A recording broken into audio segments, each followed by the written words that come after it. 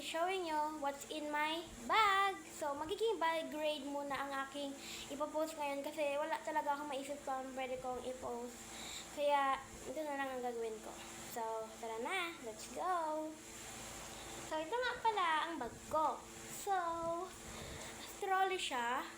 Kasi pag Monday is naka-uniform kami at baka maglusot or maglusot yung mga uniform namin. Kaya, ito ang pinapaano sa kami ni Mama.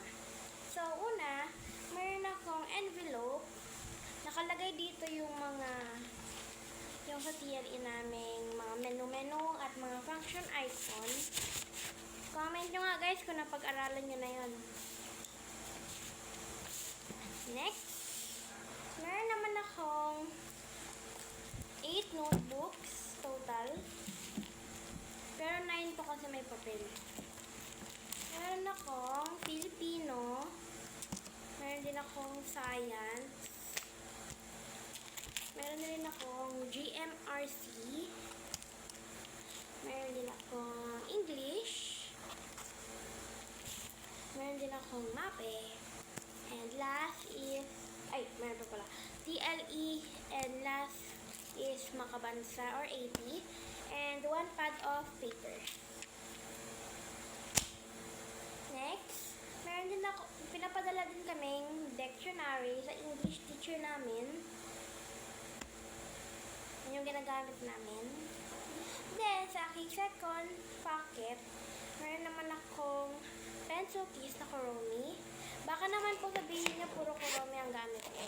Kasi paborito ko po Kuromi. Kaya, meron na akong, wait lang, meron akong 2 ball pen. Meron din akong 2 pencil. And isang correction tape.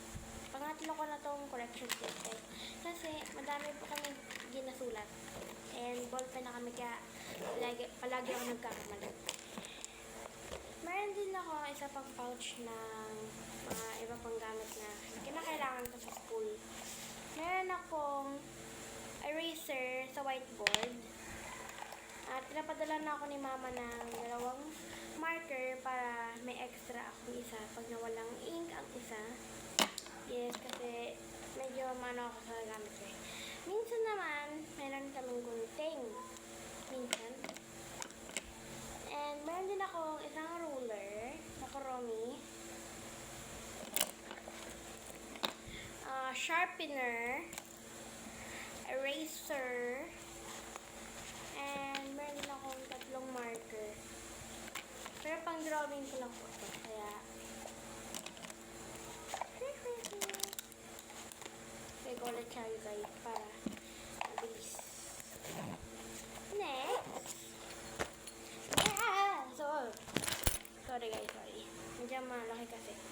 Meron naman akong pangkulay. Dito ko ginalagay lahat ng pangkulay ko. Ito yung mas paborito ko kasi dali lang siya buksan. Ayan. Twistable siya guys. Hindi na siya yung crayon talaga. Twistable siya. Next, meron din ako ng 2 wallet. Ito, yung ginlagay ni Mama sa cake ko. Ito talagang wallet ko na. Next, meron naman akong, ito yung mga ginlagay sa akin ni Ninang. Thank you po, Ninang. Pa-shoutout po kayo. Kung gusto niyo po magpa-shoutout, comment kayo. Meron akong isang pad, little diary, at stickers. Kung gusto niyo pa mag-shoutout, comment talaga. Shoutout ko po kayo.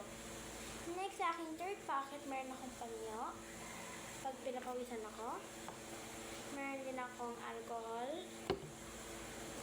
Para bago kumain, may alcohol ako. At maliit ang aking kamay. And meron din akong sorry guys. Suklay. Kasi minsan, ginayos ko na yung buhok ko dun sa school. Lagi ko na to guys. Balik ko na sa bag ko.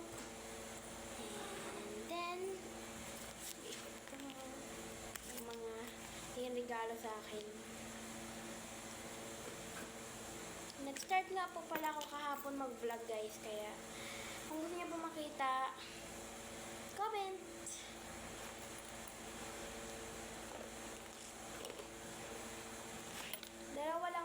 Dalawa pa lang po yung na-post ko dun guys, so ito yung magiging pangatlo, or pangatlo. Ay, ito pa pala muna.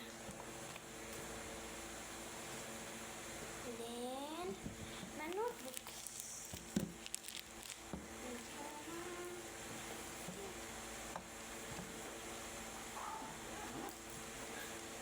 Sige ko na sabihin.